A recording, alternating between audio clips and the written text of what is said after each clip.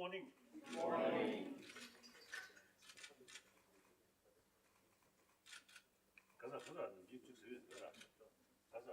Salam alaikum. Oh. Salam alaikum. Salam alaikum.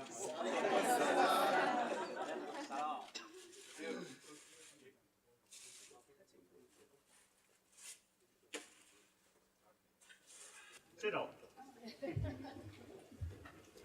Good morning.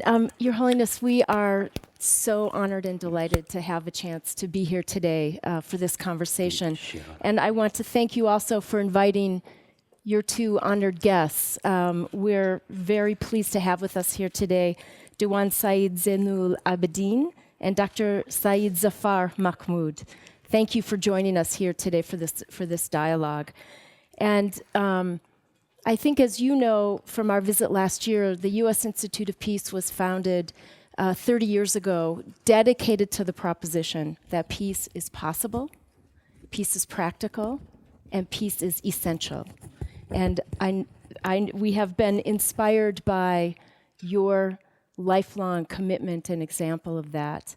And USIP has the great honor of working with some of the most important peace builders in the world right now, which are our youth.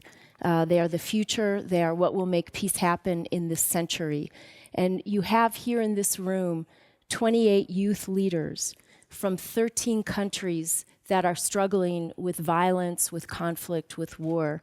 And each of them is doing courageous and dedicated work to try to make peace possible in their communities and in their countries. And they were so eager to have this opportunity to come here to Dharamsala today, to have a chance to meet with you, to share their stories, to hear your wisdom as they continue their life's journey as peace builders. And so what we thought is we would quickly just have everyone say their name and their country so you know who's in the room with you, and then ask for you to make some comments. Yes? So, Your Holiness, my name is Astiar Shekhani. I come from Kurdistan of Iraq. From where, please? Which country? Kurdistan of Iraq. Kurdistan. Oh, Kurdistan. Oh. His Holiness, I'm very honored and delighted to have with you. I'm Yetut from Burma and also called Myanmar. Thank you. Good morning, Your Highness. I'm Nadia Labidi from Tunisia. From Tunisia. Tunisia. Your Holiness, I'm Scofield Muliru from Kenya.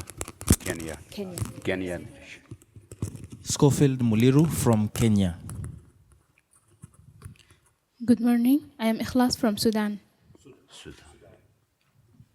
Good morning. I am Amule Emmanuel from South Sudan. South Sudan. Good morning. My name is Mariam from Afghanistan. Assalamu alaikum, Your Holiness. I'm Sukaina from Morocco. Good morning, Your Holiness. I am Suhir from Tunisia. Tunisia. Good morning, Your Holiness. I'm Miriam Panaki from Nigeria. Good morning, His Holiness. I am Silvio William from South Sudan. Assalamu alaikum, Your Holiness. I'm Shubi Nantage from Uganda. Assalamu alaikum. I'm Muhammad from Sudan. Good morning, Your Holiness. I'm Imran Alhaji Buba from Nigeria. Good morning. I'm Rebecca from Nigeria. Good morning, Your Holiness. Good morning, Your Holiness. I'm Asa from Iraq. Iraq. No. Good morning, Your Honor. I'm Dida Simzirai from Kenya. Good morning, Your Holiness. I'm Harry Mulin from Burma. Good morning, Your Holiness. I am Ted from Burma. Assalamu alaikum. I am Nuria from Afghanistan. Good morning. I'm Samuel from India. Good morning, Your Holiness. I'm Don Rowan from the United States. Your Holiness, Libby Lou from the U.S. Your Holiness, Diane Zeleny from the U.S.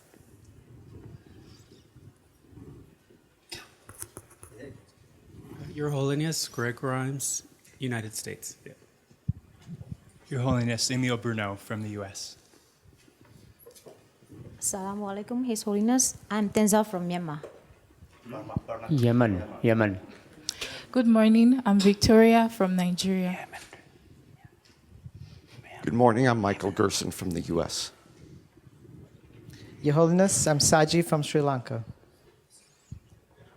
Your Holiness, my name is Daniel Pincus from United States. Your Holiness, my name is Katie Schuler from the U.S. Assalamu alaikum. My name is Ahmed Haji from Uganda.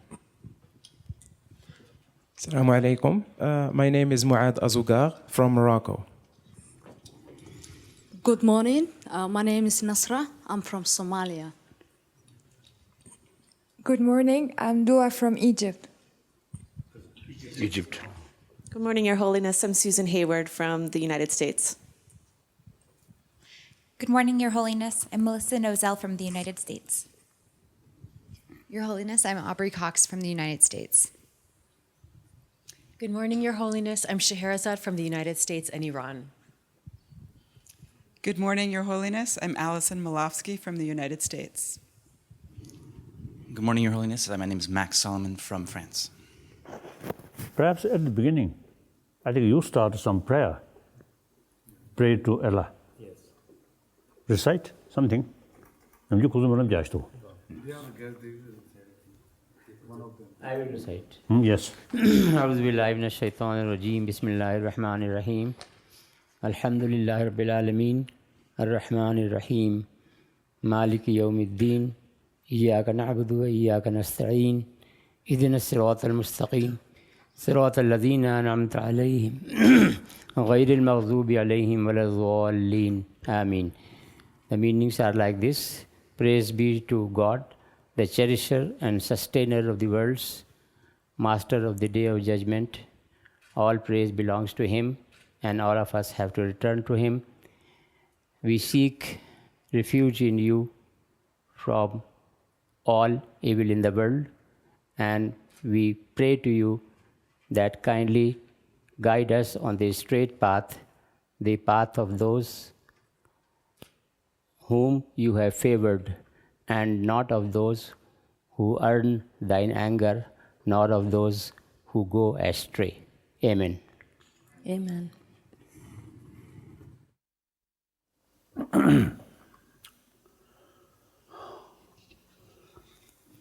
Spiritual brothers, sisters, indeed,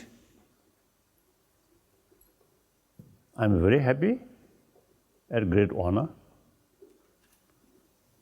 having this kind of meeting. And firstly, thank your organization. So you created this opportunity. Thank you very much.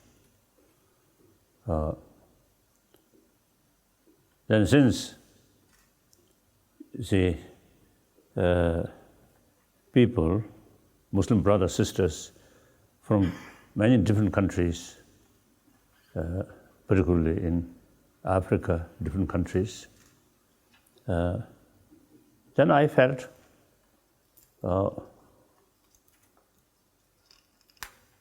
in the eyes of Muslim brothers, sisters from different countries, I have the view, you see, Indian Muslim, because of the environment, you see, I think over 2,000 years, you see, Indian Muslim, you see, live among different religious traditions. And Malaysian Muslim, also, you see, I notice, you see, because large number of Chinese, most of these Chinese Buddhists, and then many Indians, Hindus. So Malaysian Muslim, because of their circumstances, you see, quite open. Then Indonesia also is a large number of Chinese, Buddhist, like that. So then Arab Muslims, a little bit isolated. So, say, I always say, mentioning or refer, India is the living example where all major world religious traditions live together in the spirit of spiritual brotherhood, sisterhood. Occasionally some problems happen. That's understandable. Sometimes I joking, half joke, half serious. You see, about a billion populated nation, some mischievous people must be there in order to show we also human being, human community, not heaven. So that's understandable. But overall, India, I think, truly, over 1,000 years, religious harmony. Beside homegrown different religion, that is Sangha philosophy, Jain philosophy, Buddhist philosophy, and then different sort of Hindu traditions, and then from outside, Zoroastrian, from Parsi, ancient Parsi. Mainly, you see, remain in Bombay. The population, less than 100,000, but no fear, completely free. They are carrying some puja, fire, always to carry, you see. And from small community, I think they really, there are sort of people who really make sort of great contribution for India, like Tata, isn't it? And then the military service, Khaza, so Marshal Khaza, Manekshaw, like that. So these are, I think, good example. So therefore, and then you see a large number of Muslims. I think India is the number 2 most Muslim populated nation. First Indonesia, then India. So number of Muslim population, India much greater than Pakistan, like that. But you see, then Christians, large number of Christians, Jews. You see these, and then I think India's own homegrown another sort of religion, that is Sikhism.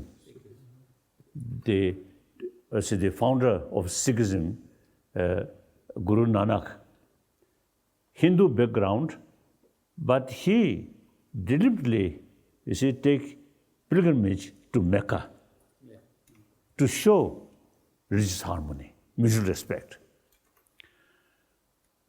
So therefore, India, most populated democratic country, there are a lot of problems, but in spite of that, religious harmony is excellent, wonderful.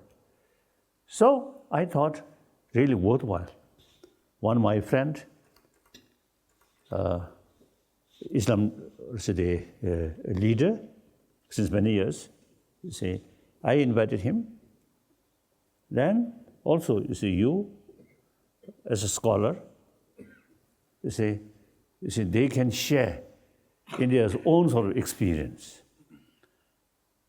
and let you know, this complicated nation, religious harmony is very possible. Sometimes some politicians, use different religious name, but overall, I think wonderful, wonderful. So this is something living. It is important, not just talk, not just idea, but actually the religious harmony exists in this planet. So I invite these my friends. Now, then the purpose. I'm now 81-year-old, nearly 81-year-old person. At age 16, I lost my own freedom. Then, age 24, I lost my own country. A lot of sort of sufferings in my own country. So then eventually, I think my first visit to Europe, 73. And I start, talking sameness of humanity. So at that time, since then, I use the word as the sense of global responsibility, sense of universal responsibility. Not talking my nation, that nation, my religious faith or a follower, my religion or that religion. Oh, we are same human being. I really encouraged, I think a few days ago, BBC mentioned in Europe, more people, more young people, prefer global citizen rather than individual citizen. I don't know American. I think a citizen of America. I think a European Union. I think the different nation, important, but they are sort of, actually, they carrying sort of, the spirit of European Union. So these, these very much sort of related with the sense of global citizen. So whether we like it or not, we have to live on this planet, about 7 billion human beings. We cannot escape from this the planet. There is no other home. Moons, beautiful, during a night sky, beautiful. But if we try to go there and settle there, impossible. So only this planet. While we complaining, global warming or some other nature disaster, we complain. But still, this is only our home. So now, there's no other choice except this is our home. 7 billion human beings. So we have to live on this planet. Then harmony is very essential. You see, one human being killed by tiger or elephant, sometimes it becomes news. We live the sorrow. Oh, surprise. Oh, someone is killed by tiger. Nowadays, human being killed by human being. Almost normal news. Unthinkable. 7 billion human beings, same human being. Physically, emotionally, mentally, we all same. And all want peaceful life, happy life. That's why I think over 1,000 years, all these different religious traditions start from different area, different time, all carry the message of love, compassion. And in order to practice love, compassion, seriously, all major religious traditions also teach us practice of tolerance, practice of forgiveness. So because we are human beings, now according to some scientists, so there are certain observation and also physical condition in order to develop healthy body, healthy mind, is something very essential. So, in spite sort of all the best facilities, but mentally, too much stress, too much worry, too much fear. You can't, you see, you cannot achieve happy life. So, peace of mind is very essential. Calm mind, peaceful mind is healthy mind. That tremendous effect, healthy body. Then we can see the family where full of love, full of compassion. That whole family, no matter poor, very happy. And a rich family, you see, luxurious items, isn't it?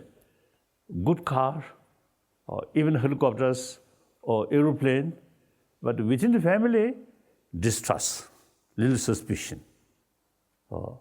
That family never be happy family. And after all, we human beings, as a social animal, friendship is key factor. Friendship there, you feel safe. How to build friendship?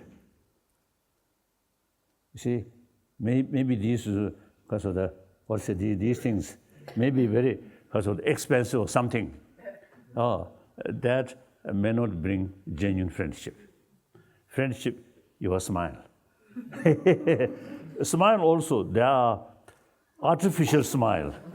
Usually I call diplomatic smile. So sometimes that kind of smile, you see, instead of develop trust, but more suspicion. So genuine human smile is the expression of warm-heartedness and sense of concern of their well-being. So that's the basis of trust. Trust is the basis of friendship. So we, as a social animal, see, real closeness feeling, sense of brotherhood, sisterhood is the key factor. So this global citizen, concept of global citizen, I think because people, particularly in Europe and Europe continent, I think because of European Union and also some a lot of experiences. So you see, people, not much concern. My nation, that nation, or my religion, their religion. I think more humanity, feeling of more humanity. I feel like that. So the concept of the global citizen. So this is quite similar. Say my own thinking. I fully committed, try to develop sense of oneness of 7 billion human beings. If now many problems, killing and bullying, exploitation, and also gap rich and poor, all these, you see, with too much emphasis, me, we, and the big distance, they and we. Ultimately, self-centered attitude. Only concern about my interest, our interest. Never never feel serious consideration of others' well-being. That is very much related with my nation, my religious faith. These are actually secondary level of differences. So many of problems caused by secondary level of differences. Now this have to solve when we go deeper level, we are same human being. Then, a lot of problem which we, you see, too much emphasis, secondary level of differences. The only remedy is go deeper, we are same human being. 7 billion human beings, including those troublemakers, also come from their mother. And early life, you see, nurtured or survived by parents' affection, parents' love, and particularly mother's affection and mother's milk. So all 7 billion human beings, same way, our life starts same way. So everybody, you see, have, I think, the deepest experience of love. So people who appreciate love, they also have the seed to show other love. So there's some scientists now say basic human nature is more compassionate. Wonderful. Few years ago, it's one occasion, our meeting with scientists,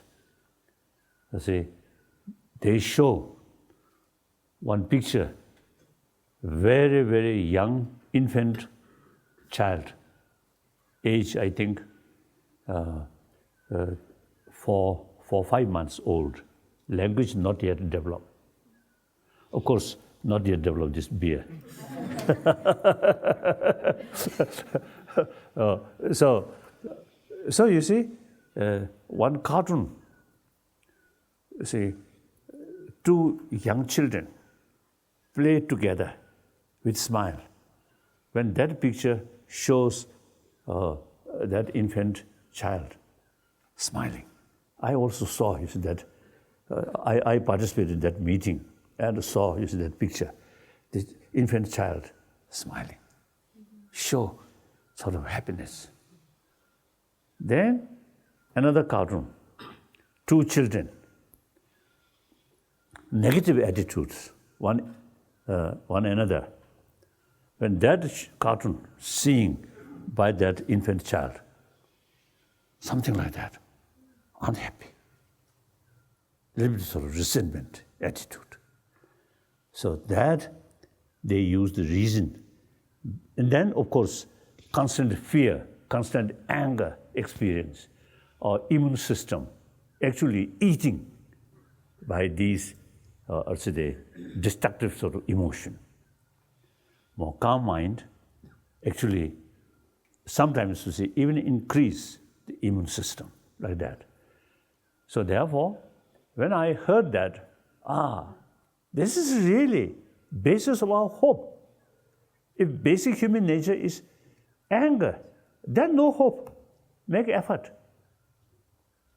Then just not much think, and then let human beings killing each other. Okay, if basic nature is negative, but basic nature is compassion. Therefore, there's real hope.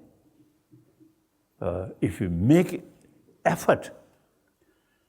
Now, key factor in order to develop or utilize the basic human nature, compassion, then, okay, it's okay.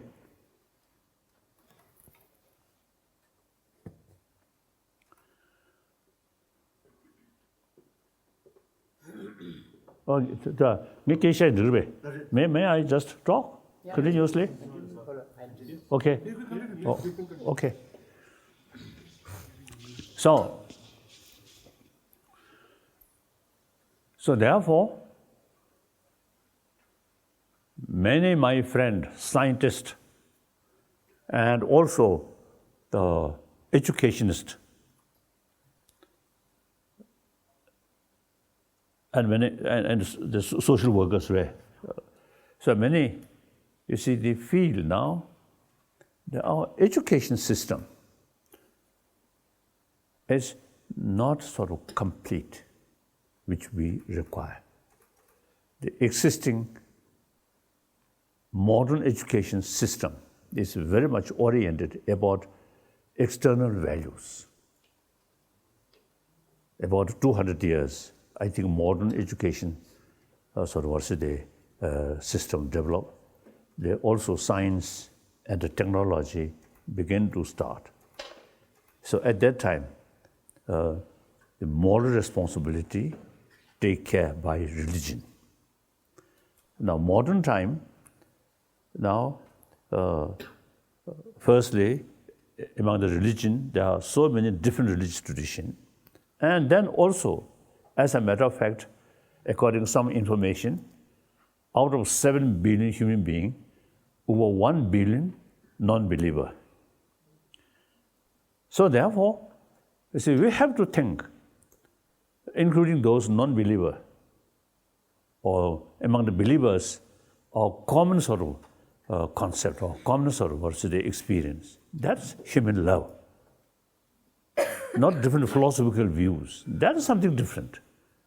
But love, practice of love, forgiveness, tolerance, this something common for everybody. And a non-believer, also they are human beings. They also need love. In order to practice seriously, effectively, practice of love, they also need practice of tolerance and forgiveness.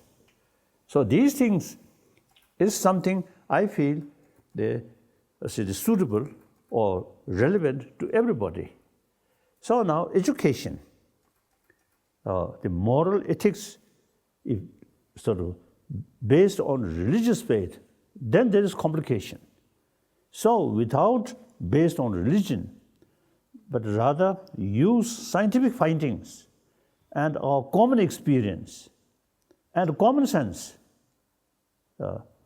Common sense now here, you see, if you see someone, you see lost temper, lose temper, is shouting, then I think the whole room a little bit tense. The person you see, who is shouting with anger, himself or herself, also you see lost peace of mind. So they use our common experience, common sense. So the loving kindness with sense of human brothers, sisters, that also you see relevant with environment issue. Not only think yourself, day-to-day life, but thinking, next generation. For that reason, me as a monk, no children, no child. So I have not much concern about my own sort of future descendant. And you people who have children, then you have to think seriously about the well-being of your children and grandchildren, grandchildren. So environment become very important. Due to global warming, things are changing. In India now, it's a water scarcity. Really, very difficult, very sad. And in Africa also, you see many places, difficult. So therefore, now, if you have sense of concern of others' well-being, then environmental issue automatically come. So now, existing our education system should include the education about moral ethics. Moral ethics, not based on religious faith, but simply use common sense or common experience and scientific finding. So that's my number one commitment, to promote a more compassionate world through education, not through prayer. I am Buddhist monk. In my daily practice, you see some prayer there, but for me, as an individual human being, prayer very helpful. But prayer for world, I doubt. Some real effect from prayer to world. These days I half joke, half serious.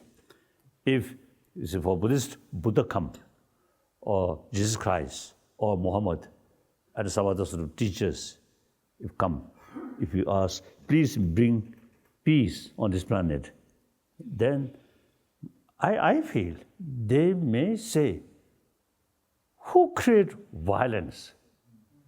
Who create problem?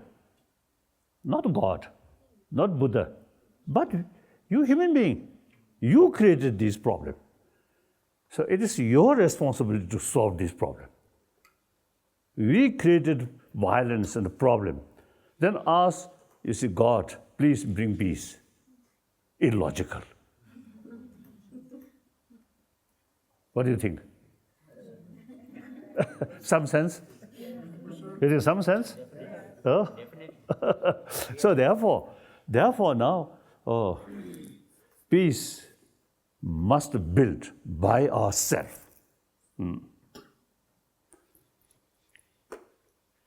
So that's what the number one. I consider I am another human being, one of the 7 billion human beings. So I fully committed to educate people. Peace must start from here. External peace must through inner peace. Now, and when we are talking terrible about nuclear weapon and these offensive weapon, really terrible. We really, you see, we have sort of responsibility eventually demilitarize the world. In order to demilitarize the world, external disarmament. For that, firstly, internal disarmament is very essential. Full of anger, full of jealousy, full of suspicion, full of distrust, difficult to achieve. Disarmament. And very our concept is, I think, 20th century becomes century of bloodshed. Now this century must be century of peace. Peace does not mean without any problem. Problem there. So whenever we face the problem, we have to try to solve that through mutually agreeable solution. That means through dialogue.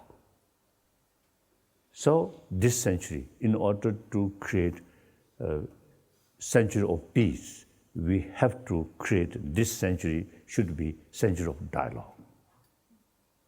So this is number one. Number two, I'm Buddhist monk. So when firstly I saw genuine sort of religious harmony, as I mentioned earlier, you see, religious harmony is very possible, very possible.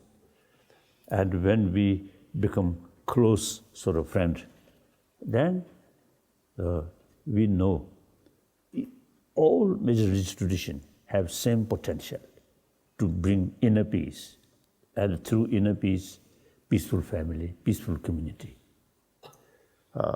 So all have, I usually describe 3 aspects of all major religious traditions. One aspect is religion.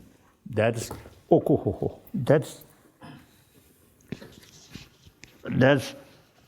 sort of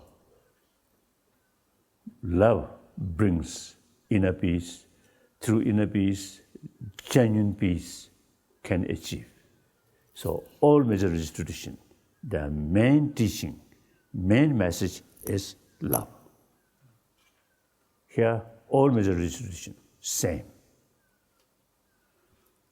Among my friends, some Muslims, wonderful, really dedicated sort of individuals, I know, and some Christians, like late Mother Teresa, wonderful, and many Hindus, like that.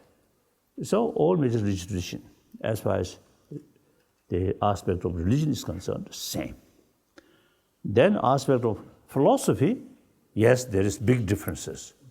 Some say there is creator, some say no creator, some say next life, some say no previous life, just only this life, created by God or Allah. Indian tradition, Hindus, and also Jains and Buddhists, you see, we have this sort of view, the limitless previous life and future life. So there is differences. Then, if you ask, what is the purpose of this different philosophy? Same purpose, to bring conviction about the value of love or compassion. So use there is limitless sort of life. So you should behave well. Don't harm other. Help other. You get benefit. So that's one method to bring conviction. I think even from selfish reason, everybody loves their own sort of well-being. So if you compassionate sort of life, you will get benefit. If you harm other, you get negative sort of consequences. And then others say, oh, we created by God, by Allah. The God and Allah, infinite love. So creator, almost like our Father. Our Father, such a wonderful, infinite love. So we are children of that kind of Father. So we should be kind person, compassionate person. If we become angry person, destructive emotions, I think we really make shame our beloved Father, God. So we should be thinking that line.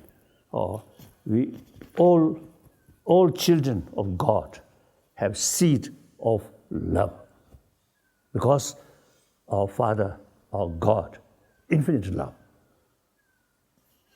We all have some part of spark away, some sparks of Creator. Wonderful sort of philosophy. Really wonderful. So, different philosophy, same purpose. Like you say, same illness, in order to cure illness, use different medicine according age or climate. So, like that. So, therefore, similarly, a different location, different culture, different environment. So, you see, these great teachers, you see, come accordingly, you see, they carry some different philosophical views, but same purpose. So, you see, no problem. Philosophical field, there is differences, but the same goal, no problem. The third aspect, cultural aspect. There, I think in this country, you know, the Hindu tradition, sometimes you see the different sort of class, Kshatriya, caste. So maybe we can say it's a part of their culture or something, but outdated. So we have to also think seriously. I often used to telling my Hindu friends, now some of their sort of also the concept or their habit now outdated. You see, now time comes must change. In India, those was the outcast way, Dalits or scheduled castes. You see, recent years, some I think news, I think Bihar or some other places, due to marriage, different caste, some problems, isn't it? And some area, I think Bihar, you see, they have a well which is used by our caste, cannot drink. So such discrimination. Maybe India India, because the part of India's tradition, but now time come. I think India's tradition, I think nobody say India's ancient tradition, Raja. No election. Now we have to sort of follow the Raja sort of tradition, isn't it? This is outdated. Yes, outdated. Now we fully utilize democracy. So similarly, a certain our sort of tradition is outdated. So now must change. Time come, must change. These spiritual leaders come out, tell people some of these practice is, I think, due to feudal system or discrimination. So that outdated must change. So here sometimes I also feel, or if something wrong, please make correction, me. You know, Sharia law. When Muhammad, come and nomad the people, more or less nomad life, isn't it? So therefore, sometimes the rule becomes something very, very important. More sort of criminal things, happen. Therefore, under that circumstances, that environment, he emphasizes Sharia law. Very important. So now time comes, and Buddhist sort of the tradition also, there are some sort of discrimination, male and female. Now these also, now time comes, have to change. We all, everybody, equal. Although Buddhist tradition, like Christian or Islam also, no caste sort of discrimination, these things. So Buddhist also, no such sort of discrimination. But still, some, I think, influence of old, the social sort of system. Actually, I feel, I openly telling, like the Lama's institution, the Dalai Lama institution, reincarnation, I think you may heard, this, I think, some connection about feudal system. No Buddha's reincarnation, no Buddha's institution. So I always telling, Dalai Lama institution is not important. So like that. So therefore, the cultural aspect, I think sometimes we have to think seriously, some modify or some change. That does not mean changing our religion, no. Changing our philosophy, no. Just some habit due to social sort of system or something like that. So then, all major religious tradition, same message of love, same potential. So, there is real, stable basis or ground, work together, mutual respect and harmony, mutual learning. So, and within that, in that level, recent years, the religions actually source of practice of compassion. That itself now causing more division and causing anger, distrust, unthinkable.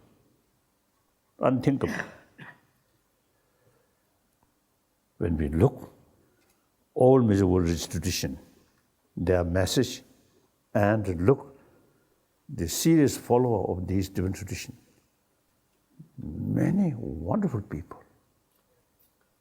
So, then in the name of religion, fighting, killing.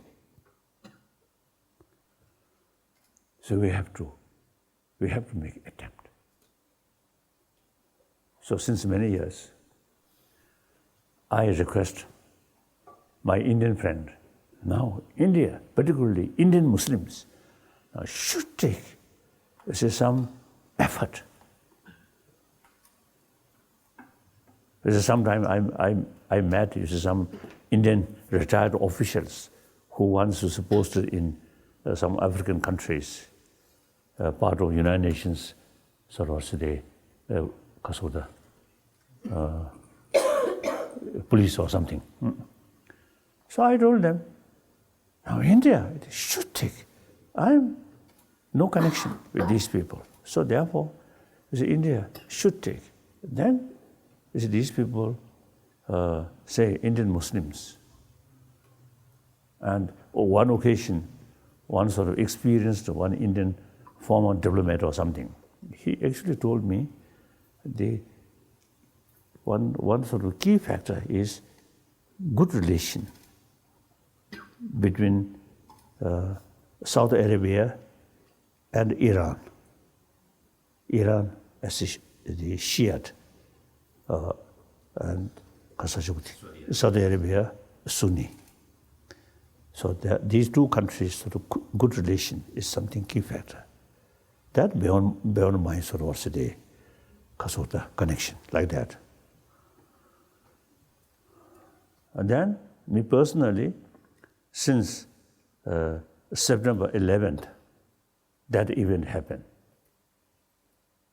Then I fully committed. I'm defending the Islam tradition.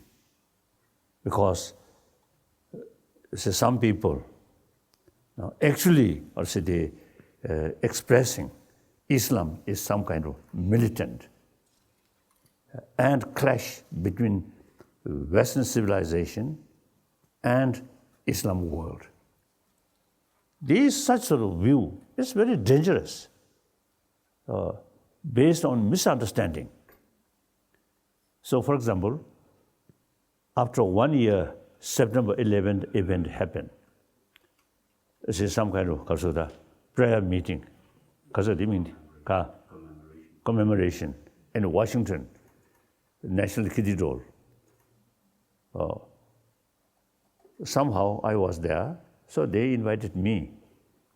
So there I mentioned, you see, due to few mischievous Muslims, you see, and then generalize whole Islam is something militant or something negative. It's totally wrong.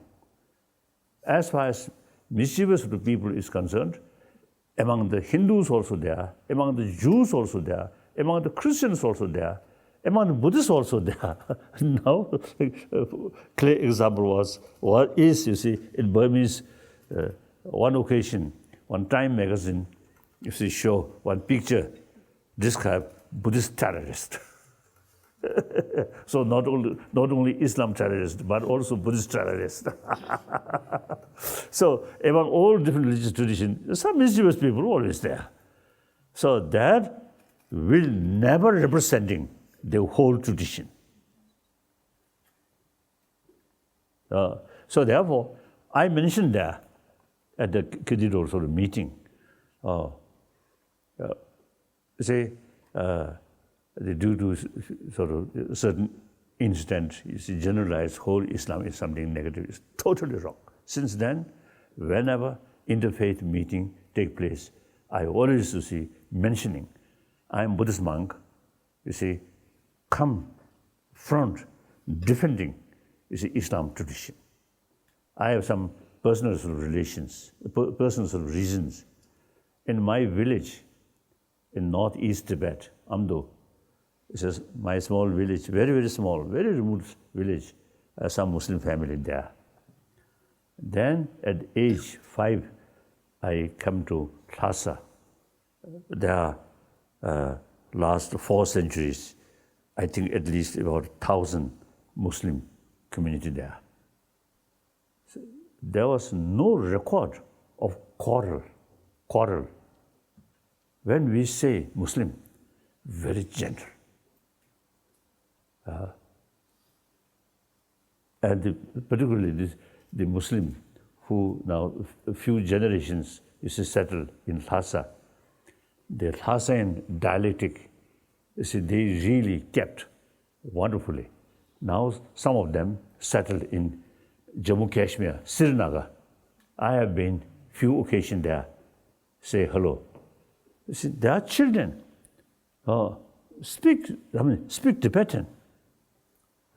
I think in their family they use a Tibetan language.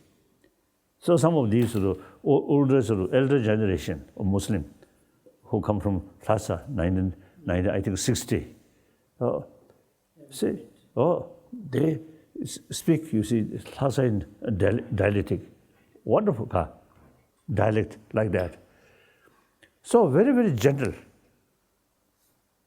So then Islam, and then some Muslim friend in this country, they say, genuine Islam practitioner should not create any bloodshed. If you create bloodshed, then reality no longer Islam practitioner. Then also the meaning of jihad, actually not sort of harming other people, but combat your own destructive emotion. That's the meaning of jihad. And then my sort of friend, one Muslim, told me a genuine practitioner of Islam must extend love, entire creature of Allah. Wonderful, wonderful. We can say Islam is also religion of compassion. Wonderful. So, as one individual, I try my best, try to remove misunderstanding. And then one occasion in America, the Muslim from Iran or from some few different Muslim countries, I also used to mention that. And then recently in Washington also I met some Muslim friends.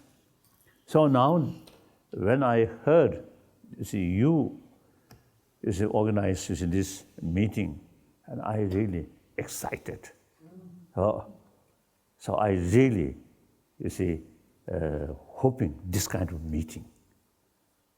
So ultimately, genuine harmony, you should build, not outsider.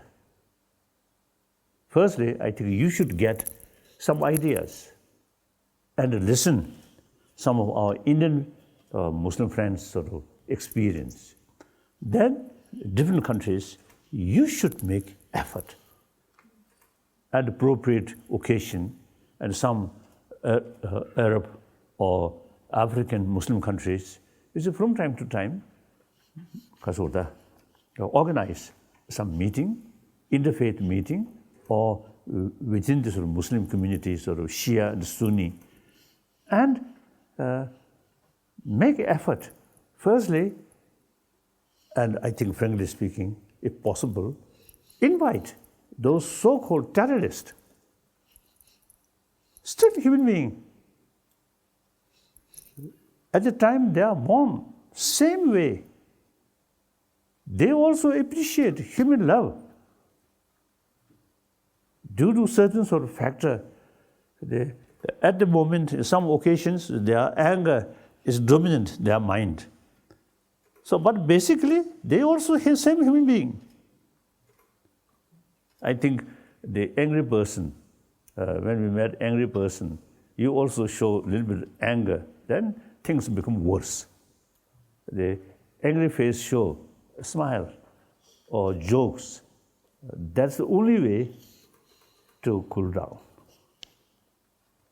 So so-called our sort of 20th century sort of habit, when disagreement come, only sort of, immediately think how to solve this by force. That's outdated. Actually, as a matter of fact, September 11th even happened.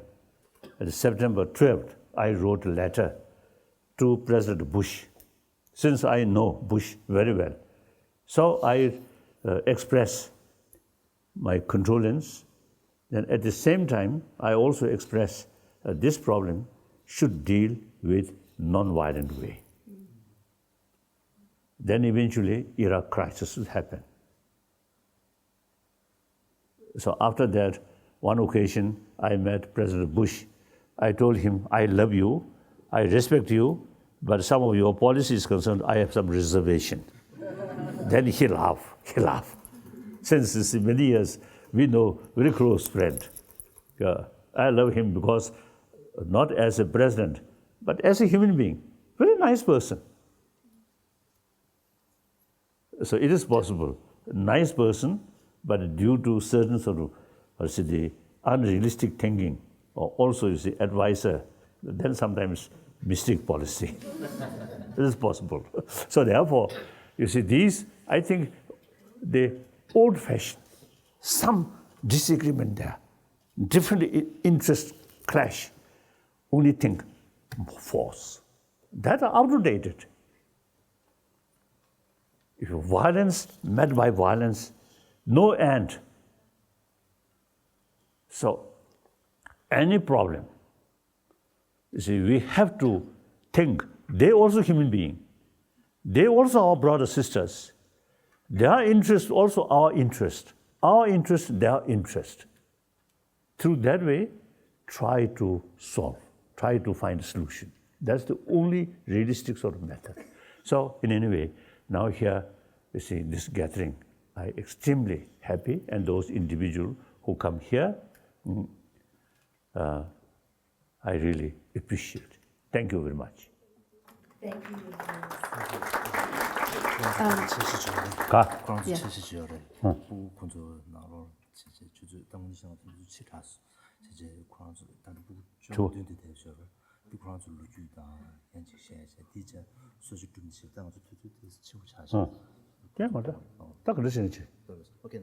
Yeah, so we would love to give our youth leaders an opportunity to share some of their stories, reflections, ask questions. Yeah, tea break today.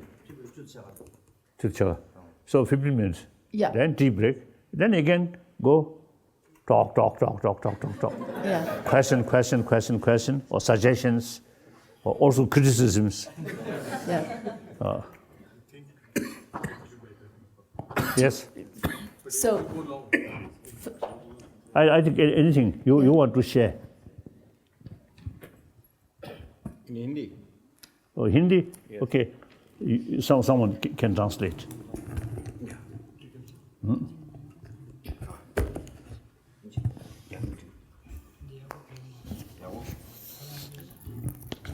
Now our meeting, whenever you say I participate, I always telling, completely informal. If formality comes, then sometimes, as I mentioned earlier, artificial smile also include. Completely informal.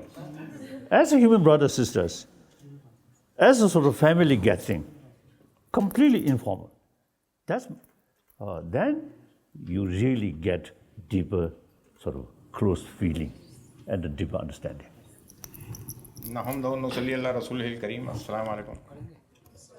आज मेरे लिए ये एक बहुत खुशी का मौका है कि हिज होलीनेस श्री दलाई लामा जी ने जो इस फंक्शन को ऑर्गेनाइज करवाया है, ये मेरी लाइफ में पहली मर्तबा है कि वेरियस कंट्रीज़ के डिग्निटीज़ यहाँ मौजूद हैं। आज के प्रेजेंट एटमॉस्फेयर के अंदर जो सबसे ज़्यादा हमें चीज़ परेशान कर रही है वो यूथ की प्रॉब्लम्स हैं। हमें सबसे पहले उनको गाइड करना ज़रूरी है। आफ्टर पासिंग दी BA, BSc, BCom, MA, MD, doctorate, उनको सही तरीके से सही गाइडलाइन नहीं मिल रही है। वो ये सोच करके अपनी क्वालिफिकेशंस को इंक्रीज़ कर रहे हैं कि हमें आफ्टर पासिंग दिस एग्ज़ाम यदि आफ्टर गेटिंग दिस डिग्री हम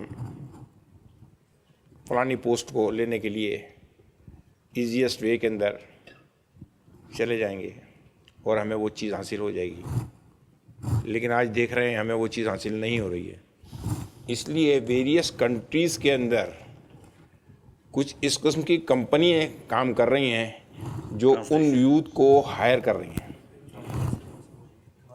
Again, I'll translate. Okay. Okay. So he began with the praise of Allah and is thankful to His Holiness that this is a wonderful opportunity that has been provided for the first time in his life, where representative youth of so many large number of countries are assembled at one place, and we are talking about peace. And he says that he is trying to analyze the situation that the youth, they do obtain degrees in various subjects from various universities in different countries, but then what after that, what to do after that, after taking the degrees in practical life. Perhaps he wishes to say that it's not only the profession that one has chosen, but also should discharge other responsibilities of being a co-traveler in this world. Various जो कंपनियां काम कर रही हैं through out the world, वो उन youth को higher कर रही हैं। वो उनको कुछ पैकेज के लिए कमिटमेंट देते हैं कि ये सामान है, फलानी जगह ट्रांसपोर्ट करना है। उसके अंदर क्या है वो यूथ को बता नहीं रहे हैं, वो वहाँ पहुँचा दिया। अब उसमें ड्रग्स है, आर्म्स हैं, एम्यूनिशंस हैं, क्या है दे डोंट नो, यूथ नहीं जानता। और यूथ रॉन्ग ट्रैक के ऊपर जो है अपनी लाइफ को डाल देता है। ये क्राइसिस बढ़ रही है इसीलिए। Some companies are hiring the youth for nefarious designs. They supply drugs using the institution of a youth. Institution means the very existence. And the youth are sometimes misguided. They are not aware what is inside the packet, then they do deliver. दूसरी problem ये है religious point of view से कि वो religion के मामले में अपनी during the education life period के अंदर वो नहीं जानते हैं कि हमारा रिलीजन क्या है और उसके मेन एम्स एंड ऑब्जेक्ट क्या हैं। What is the directions of Quran, what is the orders of prophet Mohammed, they don't know, वो नहीं जानते। Yeah, this is very important. Says that while the children are studying up to the graduate level right from the nursery, they should also take care to understand what their own faith is all about. And this is a truth everywhere in India also, everywhere in every faith also, that the children, they do not read what is written in the scripture, so they don't go to the original source. जैसा कि अभी his holiness साहब ने फरमाया कि India एक ऐसा country है कि जहाँ पर वेरियस कास्ट एंड क्रीड के लोग रहते हैं और विदाउट एनी प्रॉब्लम वो अपनी लाइफ टाइम बिता रहे हैं। इसी तरह से प्रॉफिट मोहम्मद के direct descendant great grandson of prophet Muhammad through his daughter's line Hazrat Khwaja Moinuddin Chishti of Ajmer, उनकी दरगाह है। एक हिस्टोरियन कमिश्नर की हैसियत से अजमेर मेरवाड़ा स्टेट के अंदर आया। उससे पहले वो इंडिया के वेरियस कंट्री के अंदर, स्टेट्स के अंदर राजा महाराजाओं के टाइम के अंदर गया। उसने वहाँ के कल्चर को देखा, वहाँ के एडमिनिस्ट्रेशन को देखा और उसने अपनी हिस्ट्री लिखी। जब वो अजमेर मेरवाड़ा स्टेट के अंदर पहुँचा, उसने वहाँ का कल्चर दूसरी तरह से पाया अदर स्टेट के बनिस्बत। उसने अपनी हिस्टोरिकल बुक टॉड राजस्थान जो 1829 के अंदर लिखी गई, उसके सफ़ा नंबर पेज नंबर 323, 324, 325, 539, 540 के ऊपर वो लिखता है कि मैं इंडिया के अंदर वेरियस स्टेट्स के अंदर जाने का मेरे को मौका मिला। लेकिन जब मैं अजमेर मेवाड़ स्टेट के अंदर गया तो वहाँ पर मैंने एक कब्र को हुकूमत करते हुए देखा है. He says that, as very rightly said by His Holiness, that India is a nation to emulate, where people of different faiths mostly live very peacefully. Likewise, in the same spirit, one of the descendants of the Prophet, peace be upon him, whose grave is in Ajmer, and this gentleman is the keeper of that place. So he says that one foreign visitor some time ago, sorry? Colonel James Todd, Commissioner of Ajmer Mewar. Okay. He came there, and after visiting there and after interacting with the local people there, he said, he wrote a book also, and he said that I have visited so many places, but this place, Ajmer, is a very unique place where a person inside a grave, he governs the people's hearts. इसी तरह से India के various states के अंदर, शहरों के अंदर कई सूफी बुजुर्गान दीन जो गुजरे हैं, उनकी मज़ारात हैं, दरगाहें हैं. इन दरगाहों के ऊपर विदाउट कास्ट एंड क्रीड आदमी जाता है, अपनी मुरादें पाता है, अपनी नेक तमन्नाओं को पाता है, अर्ज करता है, दुआएं मांगता है. वहाँ पर उस स्थान के ऊपर किसी भी किस्म का भेदभाव आज की तारीख के अंदर नहीं है. जब वो जिंदा थे, हयात थे, प्रीचिंग करते थे, उस वक्त भी नहीं था. यही वजह है, ये हमारे देश की गंगो जमनी तालीम कहलाती है, जो आज भी वहाँ पर अडॉप्ट है. There are similar shrines all over the country, in different places, different states, different districts, where people of different faiths keep on coming and visiting, and they keep on paying their obeisance there, and they do get spiritual advantage also, irrespective of the considerations of faiths. And that has been one of the very important factors which has been solidifying, which has been bringing together the people of different faiths in this country. Ajmer की दरगाह की दो चीज़ें बहुत historical हैं. एक, हिंदू रीति रिवाज के हिसाब से जो माघ का महीना आता है, उसके अंदर जो चांद की 5 तारीख पड़ती है, उस रोज़ उस दरगाह के ऊपर और चिश्तिया सिलसिले की तमाम दरगाहों के ऊपर एक बसंत की रस्म होती है, जो हिंदी तिथि के हिसाब से होती है, हिंदुओं की रस्म और रिवाज के हिसाब से होती है. There is a tradition in his dargah, in his place where his grave is there, that some celebration is performed periodically according to the dates which are sacrosanct, which are important to the Hindu traditions. Though it's a Muslim dargah. इसी तरह से जो annually वहाँ पर उर्स होता है, सालाना उर्स, उसके ऊपर कई थ्रू आउट द वर्ल्ड जो भी जिनकी मन्नतें हैं, मुरादें हैं, जिनकी पूरी हो गई हैं, वो वहाँ खाना बनवाते हैं, जो बड़ी देग, छोटी देग के नाम से मशहूर है वहाँ, उसके अंदर खाना बनता है. वो खाना उस वक्त शिकार के गोश्त से बनता था, लेकिन चूंकि वहाँ पर हर कास्ट एंड क्रीड का आदमी आता है, तो प्रसाद के तौर पर वो खा नहीं सकता था. हिंदू हजरात मीट नहीं खाएगा, तो आगे चल करके ये तय किया गया कि इसको क्यों ना मीठा खाना बनाया जाए, जो हर कास्ट और क्रीड का आदमी जो है आसानी से उसको ले जाए.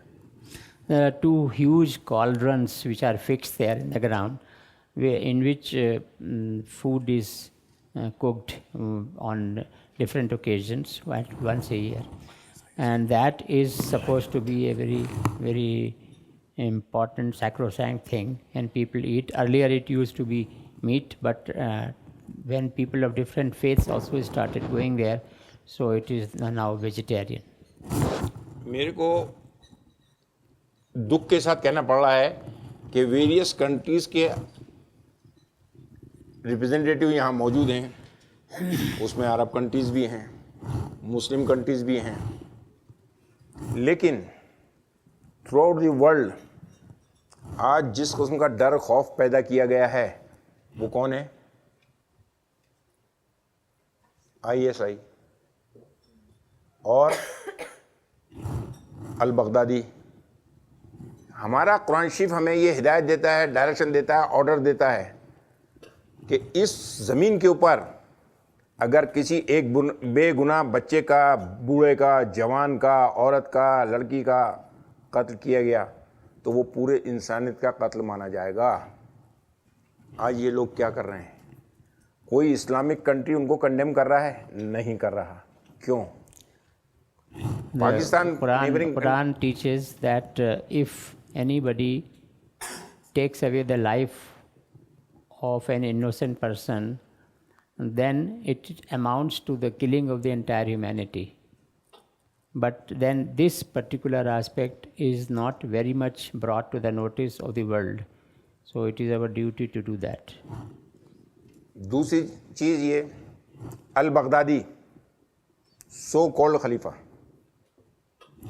किस इस्लामिक कंट्री ने उसको जो है खलीफा रिकग्नाइज किया? प्लस जो वो बैनर ये जिसको झंडा कहते हैं वो इस्तेमाल कर रहा है, उसके ऊपर लिखा हुआ है कलमा शरीफ, ला इलाहा इल्लल्लाह मोहम्मद रसूलुल्लाह, लेकिन उसके नीचे जो है गोल वो है लोगो, जिसको वो वहाँ पर प्रिंट करवा करके जगह जगह वो कर रहा है, बेहुरमती जिसको कहते हैं। वो क्या है लोगो? वो प्रॉफेट मोहम्मद की मोहर है, मोहर नबूवत। उसको इस्तेमाल करने का राइट एंटायर वर्ल्ड के अंदर किसने उसको ये राइट दिया? Says that this ISIS is using as its logo the seal of the Prophet Muhammad, peace be upon him, which is utter disrespect and blasphemy, and nobody in the whole world has given this right to them. तीसरी चीज़ ये कि ये company al Baghdadi की जो youth को higher कर रही है, क्या कोई वर्ल्ड का कंट्री उससे पूछने का ये राइट रखता है या उसने पूछा आज तक कि आप अपने लड़के को इसके अंदर क्यों नहीं रखते? बॉम्बे के अंदर जो हमला हुआ ISI का, अजमल कसाब उसके अंदर जिंदा पकड़ा गया। उसने जो बयान दिया वो ये कहा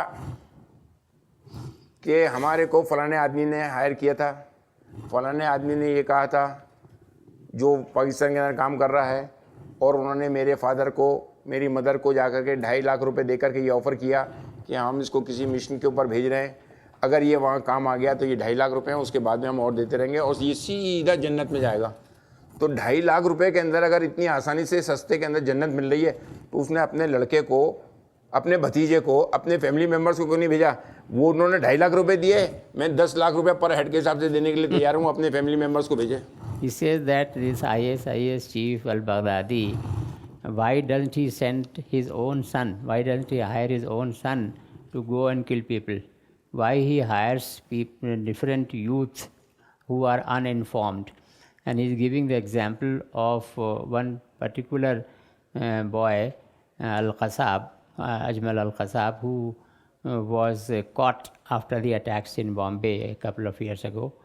And he had given the statement that he was hired by somebody, like, go and you do this, and if you get killed, then your family will get $250,000 of rupees or whatever.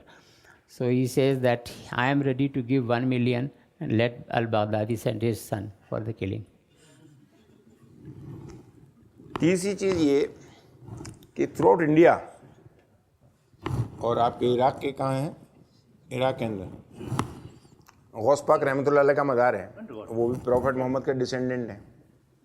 लोग वहाँ ज़ियारत करने के लिए जाते हैं, लेकिन जो गरीब लोग हैं जिनके पास में पैसा नहीं है वो वहाँ जा नहीं सकते, लेकिन उनकी डेथ ऑफ डे जो है उस रोज़ वो अपने घर के अंदर फातह दुरूद करते हैं और मन्नतें मांगते हैं उनके नाम से, उनकी मुरादें पूरी होती हैं। उसके साथ साथ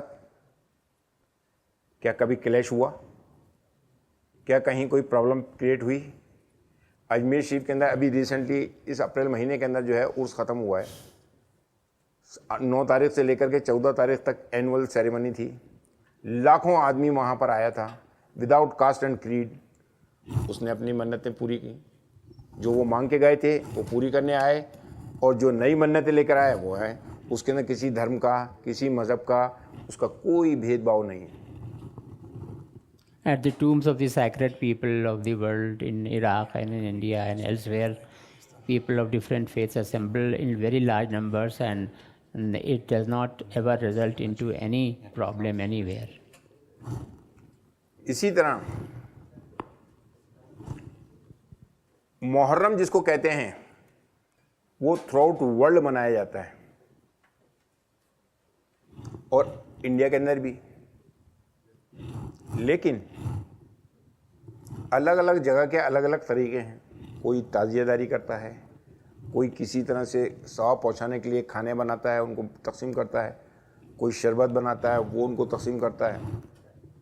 अजमेर एक ऐसा है कि जहाँ पर मुहर्रम मनाने का तरीका बिल्कुल अलग है, सिस्टम ही अलग है उसका। दरगाह के दरवाजे पे ताज़िए रखे जाते हैं, अंदर कोर्ट का एक एरिया है, वहाँ पर नंगी तलवारों से 200 तलवारों से हाई दोस खेला जाता है, जिसको हाई दोस कहते हैं। वो किसी किस्म की चोट नहीं आती, किसी किस्म की वो नहीं होती। इंडिया के अंदर कई जगह पर, आपके ईरान के अंदर कई जगह पर ताज़ियेदारी होती है, बांग्लादेश के अंदर कई जगह ताज़ियेदारी होती है, पाकिस्तान, यहाँ तो शिया सुन्नी दंगे होते नहीं और वहाँ दंगे होते हैं। क्यों? He says that as far as the acrimony between Shias and Sunnis is concerned, that is something which has been created recently, purposefully with a nefarious design, because in actual practice at the ground level, there is nothing like that. There are the tombs in Ajmer and other places where Muharram, which is fundamentally celebration of a different kind by Shias, but that is celebrated by Sunnis also, and jointly in large numbers, but never there is any scuffle, and that is continuing even today.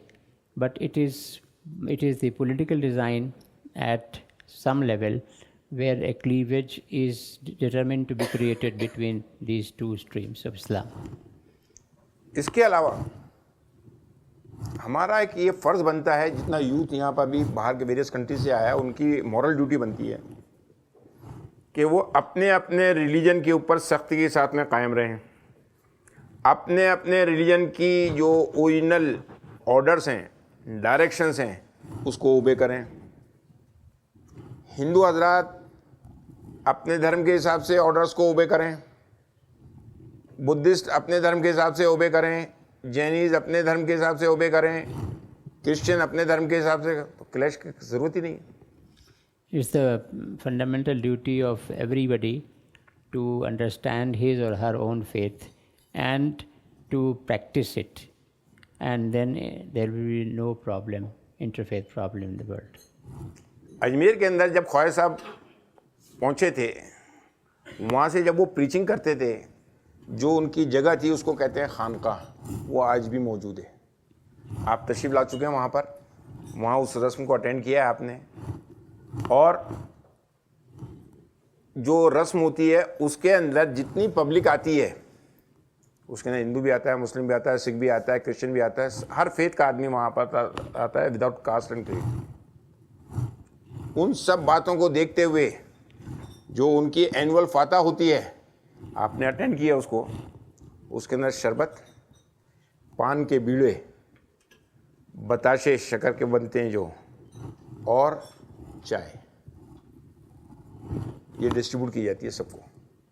This he is talking about the place where he is serving in Ajmer, that sacred person where he used to sit, and that place is now has become a place of celebration, and annually on the special occasions it is a tradition to distribute syrup and tea and some sweets. इसी तरह से उनके annual ceremony के अंदर, और जो वो अपनी लाइफ टाइम में करते थे, जिस तरह से वहाँ तशरीफ़ लाने के बाद में चारों तरफ मंदिर थे, मंदिरों के अंदर भजन कीर्तन हुआ करते थे, उन्होंने उसी चीज़ को अडॉप्ट करते हुए अपने यहाँ भी एक कव्वाली की ईजाद की। कव्वाली आज भी उनके एनुअल उर्स के ऊपर होती है, एवरी थर्सडे को होती है, every 6th of lunar month को होती है, every 14th of the lunar month को होती है। उसके अंदर भजन भी गाए जाते हैं। When he lived in this world, then around the place where he used to live in Ajmer, there used to be Hindu temples, And in Hindu temples, there is a traditional songs which is known as bhajan, which is a real obeisance to the deity. So that was adopted by this gentleman also, and that tradition goes on even today.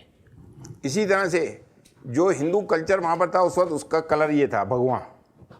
उन्होंने अपनी life time के अंदर उस colour को adopt किया और आज भी उनकी जनरेशन के अंदर ये कलर अडॉप्ट है। और चिश्तिया सिलसिले की जिस दूसरी खानकाएँ वहाँ पर भी ये कलर अडॉप्ट किया जाता है। ये हिंदू कल्चर के हिसाब से जिसको अडॉप्ट किया हमने। Even the saffron color, which is peculiar to Hindu tradition, has been adopted by Ajmer Dargah and many other dargahs. और ख्वाजा साहब इस कॉन्टिनेंट के अंदर इसलिए पॉपुलर हैं कि प्रॉफेट मोहम्मद की डॉटर का नाम था बीबी फातिमा रज़ियल्लाहु अन्हा। उनकी शादी हुई थी इस्लाम के 4th खलीफा हज़रत अली रज़ियल्लाहु अन्हु से। उनके 2 लड़के हुए, बड़े इमाम हसन अलैहिस्सलाम, छोटे इमाम हुसैन अलैहिस्सलाम। इमाम हसन अलैहिस्सलाम की 9th जनरेशन के अंदर गरीब नवाज रहमतुल्लाह अलैह जो अजमेर वाले हैं उनकी मदर है, और हुसैन अलैहिस्सलाम की 13th जनरेशन के अंदर ख्वाजा साहब के फादर हैं। तो बाय बर्थ बाय ब्लड ये सूफ़ी हैं, और उन्होंने जो टीचिंग्स अपने एंसेस्टर से सीखी, जो उनको इनहेरिट हुई, और अपने रिलीजियस मास्टर हज़रत ख्वाजा उस्मान हारवानी रहमतुल्लाह से इनहेरिट हुई, उसकी प्रीचिंग की। यही वजह है कि आज उनके डेथ के 850 साल पूरे होने के बाद भी विदाउट कास्ट एंड क्रीड उनके मज़ार के ऊपर लोग हाजिर होते हैं और अपनी मुरादें पाते हैं। The sacred gentleman who is lying there in the grave, both of his parents were descendants of the Prophet, peace be upon him, and he adopted this tradition of taking the responsibility upon himself to carry forward the message of the Prophet. And that's the reason why even after 850 years, this good tradition is going on of bringing together people of different faiths. आप लोगों का मैं शुक्रिया अदा करता हूँ कि दूसरे कंट्री से आप यहाँ तशरीफ़ लाए हैं और एक पर्टिकुलर पर्पज़ के लिए आए हैं। आपकी जो नेक मुरादें हैं, मैं दुआ करता हूँ अल्लाह ताला से कि उन सबको वो पूरा करे। आप हज़रात की उम्र व इक़बाल में बरकत अता फरमाए, आपके ख़ानदान को खुशहाली अता फरमाए, आपको बुज़ुर्गान दीन और सूफ़िया कराम की बताई हुई तालीमात पर अमल पैरा रहते हुए अपनी अमली ज़िंदगी बसर करने के साथ साथ सिराते मुस्तकीम पर कायम रखे। इसके अलावा मेरे लायक अगर कोई खिदमत है आप अर्ज़ करें। यूथ के लिए खिदमत है, मैं अपने बच्चे को हाजिर करता हूँ, वो आपकी सरपरस्ती में, आपकी उसमें डायरेक्शन के अंदर वो काम करने के लिए तैयार है। आप जिस तरह चाहें उसको यूज़ करें। He is grateful to all of you, boys and girls, for having visited India for this particular purpose, and he is praying for your long life and good life, and he is also inviting you to visit his place there, and he says that his son who is sitting behind him can facilitate your visit there. Thank you.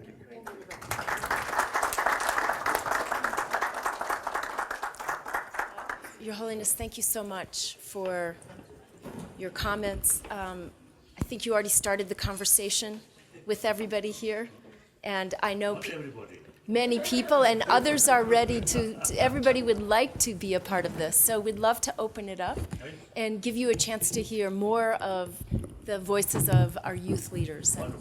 Great. So.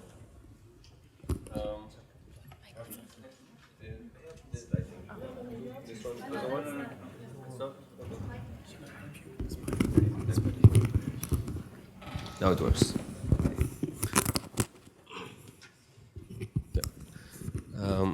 Thank you very much, Your Holiness, dear colleagues, friends, ladies and gentlemen. Since you asked us to make it informal, I will try my best to not give a formal speech. We are really honored and thrilled to be in this holy compound and be able to have this extraordinary opportunity to share our thoughts and our experiences with Your Holiness and with all these amazing people. I come from the mountains of Kurdistan, the Iraqi part of Kurdistan. I was born in Kirkuk. It's an oil-rich city of a very diverse population. of Muslims, Christians, Assyrians, Kurds, Arabs, who all live together in one city with peace for now. And in 2009, when I was a 14-year-old kid just playing video games, I remember one day we had 9 explosions since 6 a.m. until 5 p.m.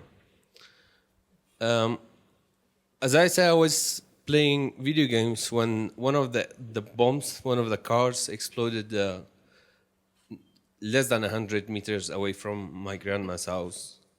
And everything was just shaking. The electricity went off. And I was shocked. I just wanted to know what's happening. So I went out without letting my mom and everybody know, because they wouldn't let me go and see what's happening. So I went near the place with a cousin of mine, who was also my age. We went there and saw the aftermath of that explosion. And there we saw blood, we saw parts of human bodies, like dead humans. For a 14-year-old child to see a dead human, that's a lot. So I was traumatized. I was living in fear. And now that I'm older and I have a better understanding of the world, when I go to visit the refugees in the Kurdistan region and try to deliver aid through the NGOs and other organizations to them, and I communicate with them, I talk with them, I feel only a part of the fear that they are living in. I only feel a portion of it, because I just saw the chaos that terror makes. I was not a victim. I was not a direct victim. But these people have lost their lives. They have lost their families. They have lost their homes, their people. So I think because all of this is caused by religious and ideological violence and warfare, I think we can solve this through non-violent activism. This is ideology, so it can be solved through thoughts. So me and all of my colleagues, I think everybody here, are here today because we want to learn, because we want to serve the holy goal of Your Holiness and all of us. So we want to know, what is it to be done? What is it that the youth should do in each of us countries that will contribute to the achievement of this holy goal? Thank you very much. I think I briefly mentioned also this kind of meeting is a different place. I think we should try to have this kind of meeting. Then you see people, for example, you see, I think you come here, so after you return, you can tell, oh, we went to India and met something.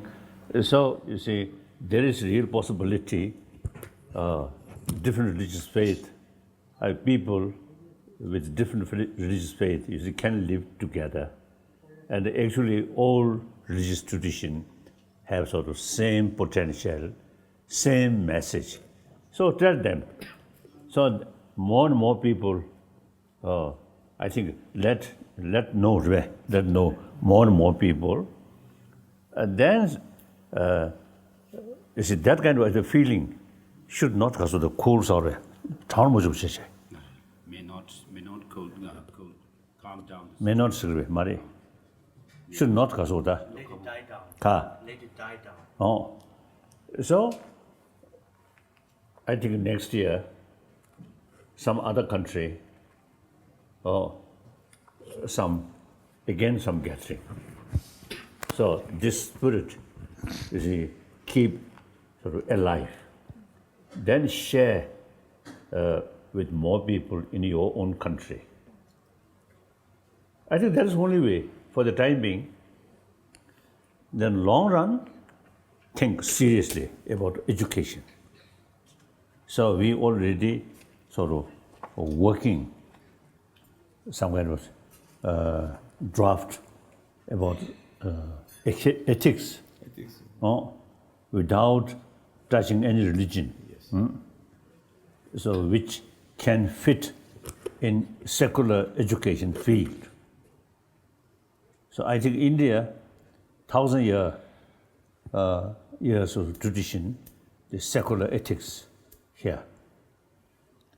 So India's constitution itself is based on secular. So according to Indian understanding, secular means respect all religions and also non-believer. That is something unique. And that not only the ancient sort of Indian tradition, but also very relevant to today's world. So we are working. So eventually, let's say the small pockets, that kind of sort of secular, curriculum, which you see the emphasis, importance of secular ethics. One school carry as a sort of experiment, and we'll see. In America, you see, a few cities, since I think last few years, I think already they developed the very name of the city they call city of kindness, city of compassion. So accordingly, they carry some program about value of compassion, kindness. So they already found within the city and some school within the city, more program about more talks about the value of compassion or kindness. So school in these, children in this school are much more peaceful. And these children is a more sort of willingness to serve other people, like that. Not through preaching, but through education. Yeah. Your Holiness, I may add this, I may add a little to what this boy asked. So there is another very important dimension, because he began speaking. His first sentence was that he was a small child and a bomb exploded, etc. So that adds a very important dimension of that. Today we are assembled here to talk about peace, how to deal with peace, isn't it? So peace has two dimensions, very, very important. One is what we have been talking about, how to approach through soft measures. The other is justice. Unless there is justice in the world, all the soft efforts may perhaps not jointly together work for that. When Mr. Obama was about to come to India last year, then a group of American diplomats had come to me to my office to discuss with me that what Muslims of India would like to tell Mr. Obama, that what should he say. So one of the suggestions which I had given was, and I have said this to so many other diplomats of America and other countries at various levels, that a child who is 5 years old today cannot be a terrorist. 5 years old child is an innocent person, he cannot be a terrorist. So what should not, the world should take care, what should not go in his or her mind for the next 20 years, so that when he becomes 25 years old, then he should not turn into a terrorist. So for that, research has to go. The various modern countries of the world and in India also, there are so many researches going on. But then in the Harvard, in Oxford, everywhere, some researches should be conducted on this also, that what are those things which are going to go into the minds of the small child who is 5 years old, for the next 20 years, it should not go in his mind, and what the world should do about that, particularly in the context of justice in the world, so that this is. Otherwise, of course, there are so many interfaith. I am also president of Interfaith Coalition for Peace. So all of us are doing in our own places small things. But then this is a big reason for the lack of peace. And I know that's why, you see, the education is the key thing. From kindergarten up to university level, in education sort of field should include some sort of education about moral ethics. That also is not just sort of compassion, or the whole system of our mind or emotion. That's, I think, ancient Indian knowledge. Ancient Indian sort of psychology is very rich. So this take as a academic subject, then teach. When we talk about the usefulness, about compassion, or these things, we have to sort of explain. Usually I call map of emotion. So the people get sort of more fuller knowledge about the whole system of emotion. Then much easier to deal these destructive emotions. So in any way, as you mentioned, very right. I just mentioned, this is some sort of obvious change I do not expect within my lifetime. You see, however, if we make attempt now, yeah, sure, in education field, from kindergarten, gradually, like that, then I think next generation who come through that kind of education could be more sensible human beings. And I think this generation has aspirations for faster action, but let's hear from more of you. Your Holiness, I'm Rebecca from Nigeria, and I would like to share my experience from something you've touched on before about inner peace. And in 2011, I was hit by a car. I was just going on my own, and I had this violent accident. And it was a hit and run because I never got to see who did that. And I spent weeks in the hospital recuperating. I have scars that's going to be on my face forever as a result of that. And even though my scars healed, it was hard for me to heal inside. It was hard for my emotions to heal. It was hard for me to get over it.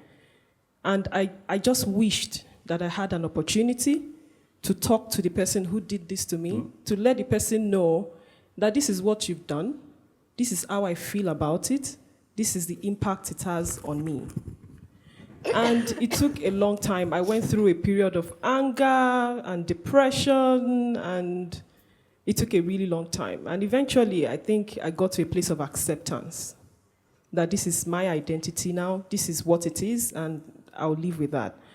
And that helped me. I had to tap inside to look for that place of peace and forgiveness. And I thought about it. I'm like, okay, so this is, some people will say, just a car accident. There are other people who are in violent conflict, people who have been raped, people whose entire families have been killed, houses burnt. And I thought, some of these people also do not have a chance to express the pain that they feel. Nobody is listening. And this is creating more animosity, is creating deeper anger, and resentment. And that's why I've been an advocate for trauma healing activities, where victims of violent conflict can come out, and it's not easy though, to go into that deep place of pain, but to come out and talk about the pain that they feel, and hopefully even get the perpetrators the opportunity to be able to say, I'm sorry. So trauma healing is very dear to my heart. And so my question to you, Your Holiness, is how is it that you are able, to forgive so easily and find that peace? And what tips can you give us, in the course of our work that can help us, aspire and also guide other people towards that journey of inner peace? Because it's until we have inner peace that there can be peace in the community.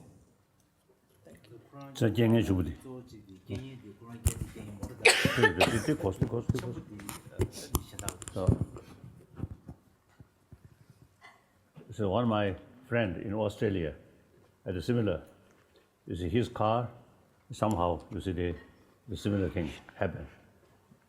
So next few weeks, he feels something very negative towards that family, who causing that problem. Then one day, he decided better to go to that family and tell, his feeling. So one day, he done that, and after that, he feels something much sort of calm or kasota. He feels sort of much calmer, like that. And then one of my great friend, sometimes I describe my hero, one Northern Islander, one person.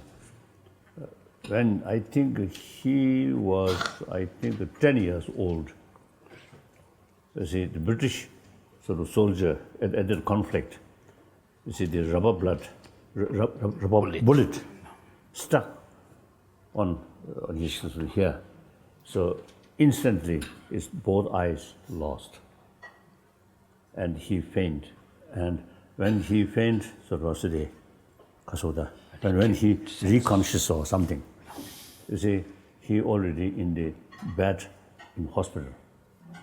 Then, instead of anger, he only sort of felt, oh, now I cannot, no longer I can see my mother's face.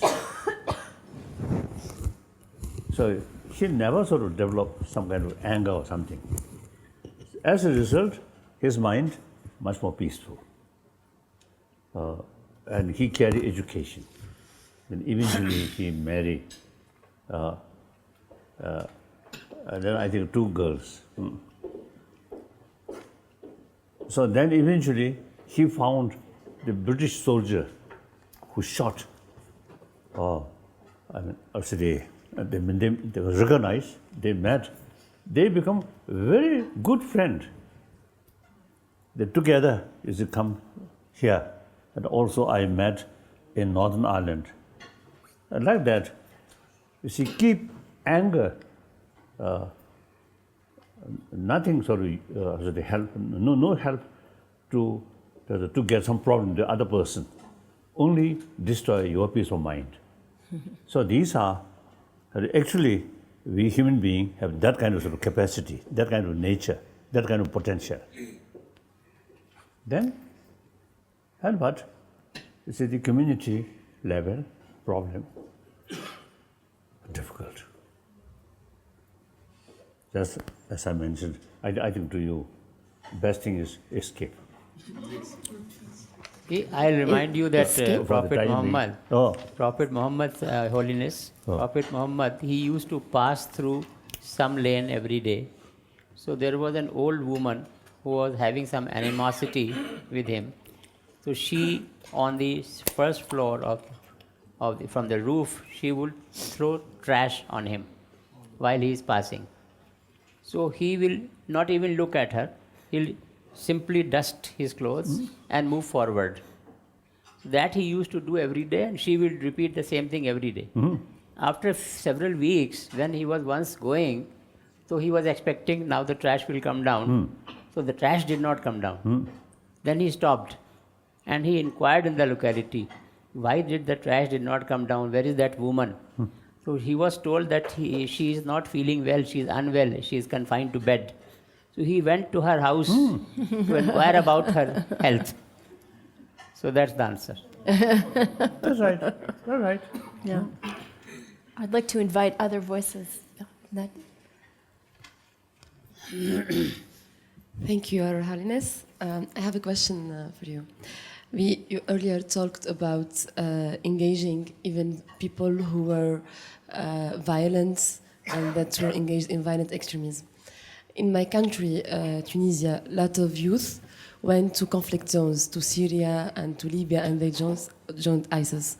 And Tunisia, although it's a small country in terms of population, but we have one of the highest rates of youth jihadists in the world. And now in my country, we have a lot of returnees coming back from Syria and from Libya to Tunisia. And I've been thinking about some of Tunisian peace builders about a way to engage them again in the society.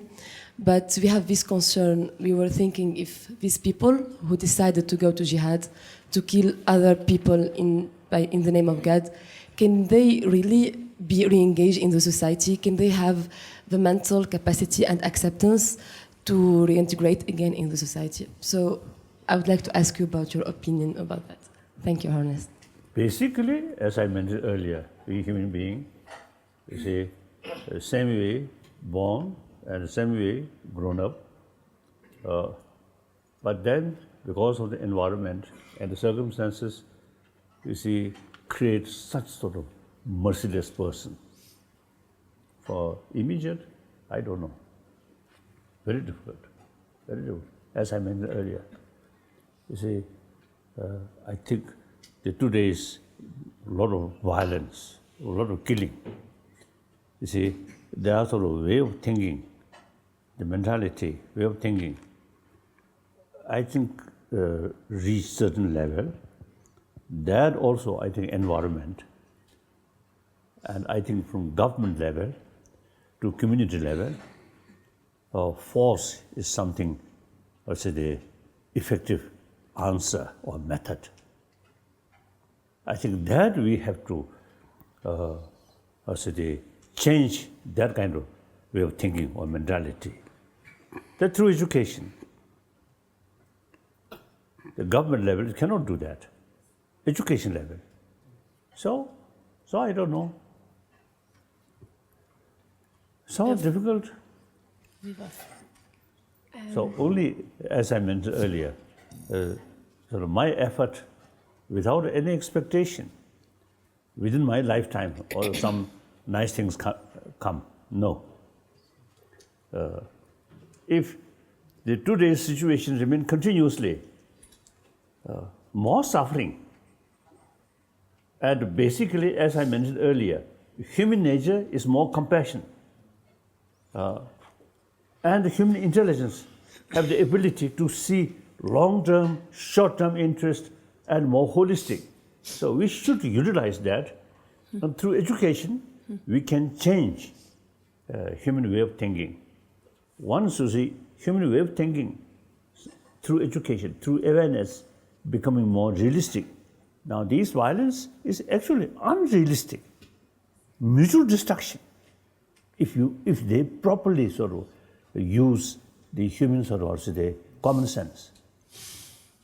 So that's I feel we cannot blame these individuals. These individuals come from a society where not much talking about inner value, talking only power, money.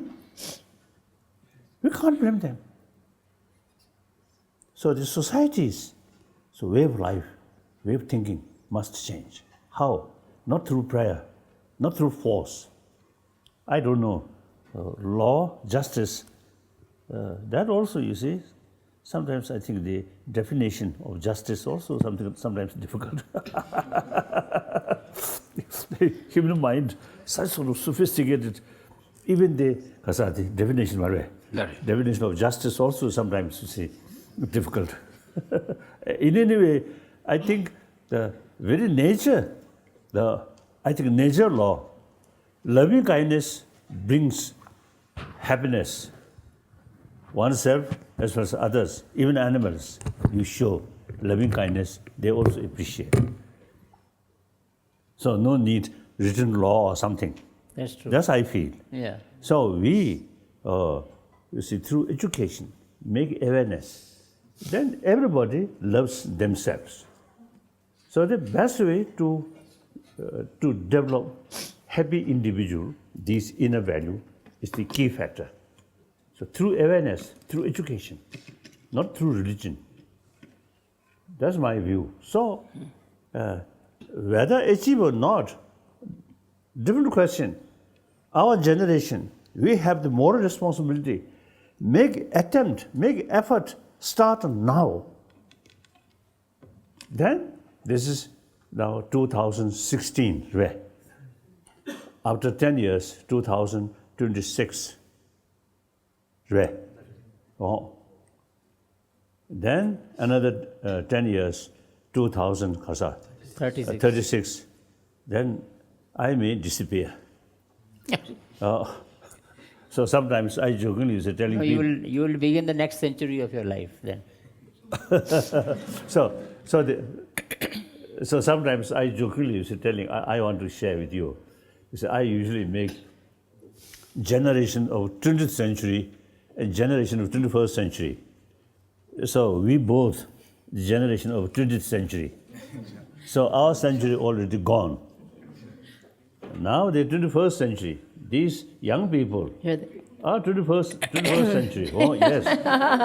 So now my generation, I think we create a lot of problem on this planet. So our work done. Now, the 21st generations, now it is your responsibility to solve these problems which we created. So if you start work now, at the beginning of 21st century, I think the later part of 21st century can be more peaceful, more compassionate. That should be our goal. Then I usually half joke, telling, at that time I may be either in heaven or hell. Even in the hell, I can seek vacation, come to world to see what is the 21st generation's people doing. If you carry similar way, killing like that, bully like that, then when I return to hell, I will report, oh, please expand hell, more expand. Because a lot of people ready to come. On the other hand, you see the 21st century people use common sense effectively, doing something good. Then when I return, I will report, now some of the sort of area of hell, now time to come close. Like that. So therefore, I really feel, yes, we are social animals. My own happiness, when I hear and see some nice things, I feel happy. Killing, bloodshed, and under poverty, starvation, particularly those young children under nourishment rare. Some Syrians or refugees, some children, their face. And old people, women. When I saw and hear these things, I really feel, oh, we are same. If I become that kind of situation, what I feel, we are same human being. So we have same right. So it is immoral, in spite of these problems. So long a problem not reach on your own place, you remain, or say, indifferently rare. It's immoral. We have to think. So then, it's more weapon, more bombing, not answer. Only thing is talk, reconciliation. And that's immediate method. Long run, education. So that's my view. So now you. So I will tell you, my generation, now we fulfilled our job, create a lot of problems. So now I'm sort of waiting after 20 years, like you, what they really done, what they really doing. So there's only a basis of hope. Is I believe human nature is wonderful. Human intelligence, wonderful. Now combine human intelligence and the human compassionate nature, combined, then we can build happy humanity. The present problem, eventually we don't care about our inner value, only intelligence. Then intelligence also only thinking about money, power, like that.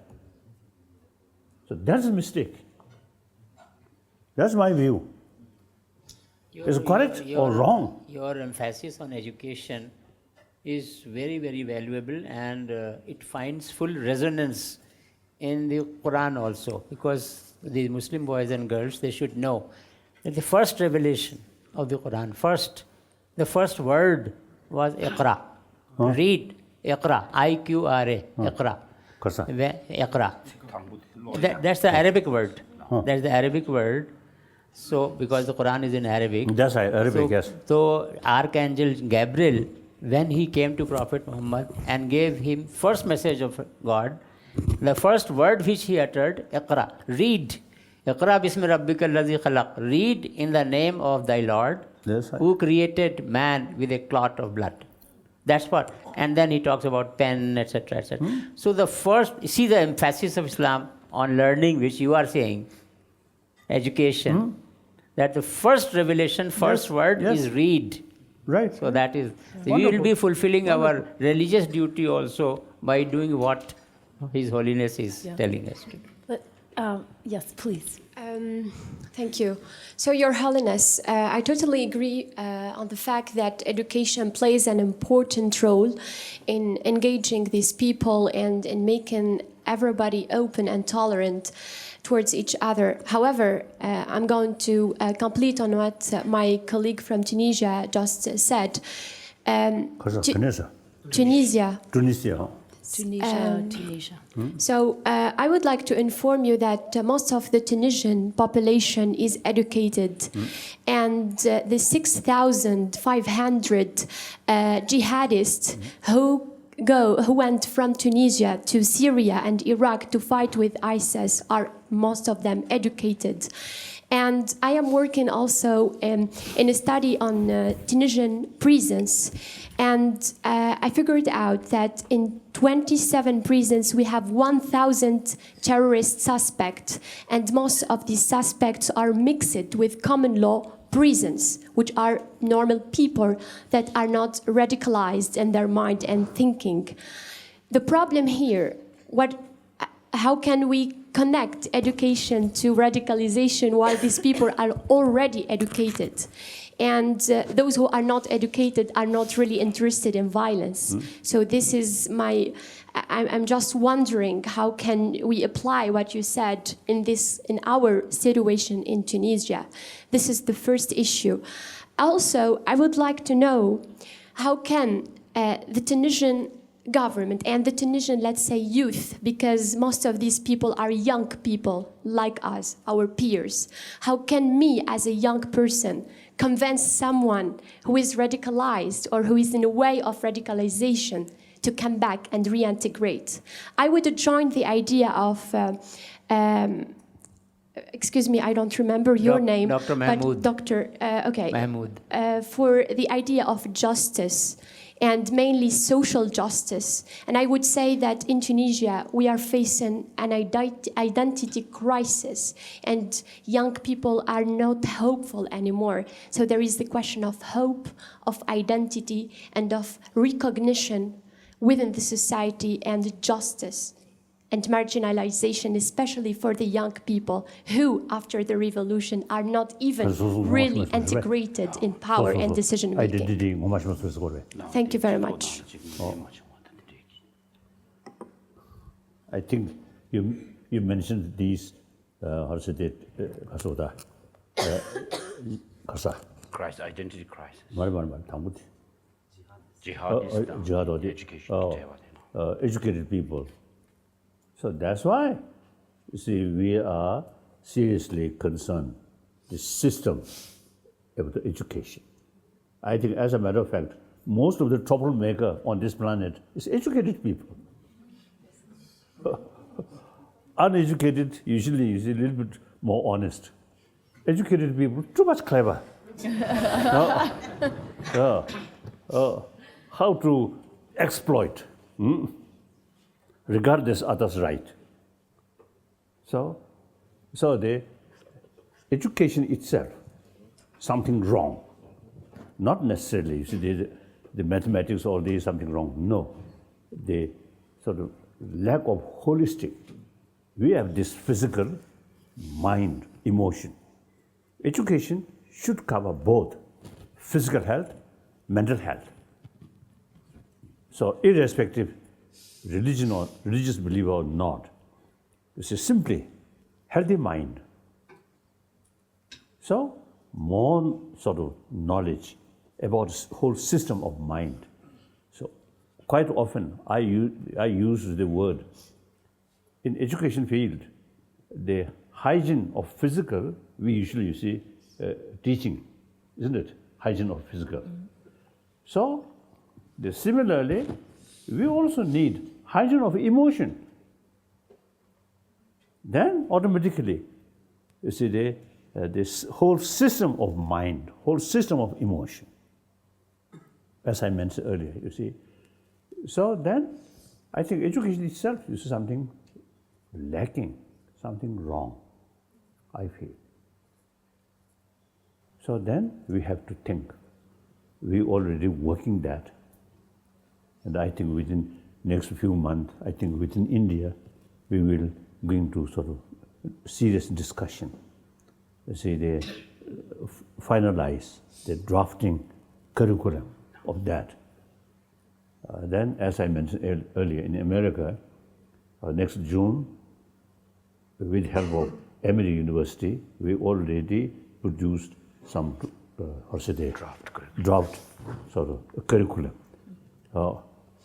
from kindergarten level up to university level. So we are going to sort of serious discussions on these things. And then about, I think, 200 cities mayor, some meeting.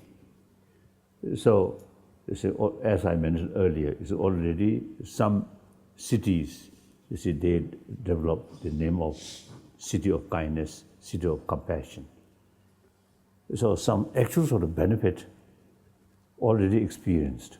So therefore, you see, these are the method or way to step by step, gradually, you see, try to promote this inner value, like that. So then, Your Holiness. Then there is this system, as I already mentioned, is the whole atmosphere like that. I think people who really much sort of egoistic, I, self-centered attitude, more sort of merciless, these become more effective. People more compassionate. Usually, you see, in the society, consider these are weakness. Actually, violence is signs of weakness. Forgiveness is signs of strength. But usually, you see, the people usually consider just opposite. Isn't it? Like that. So then, Tunisian problem, you have to solve. I don't know. I never been to Tunisia. So you see, the things, you see, have to solve by yourself. You know best about the situation.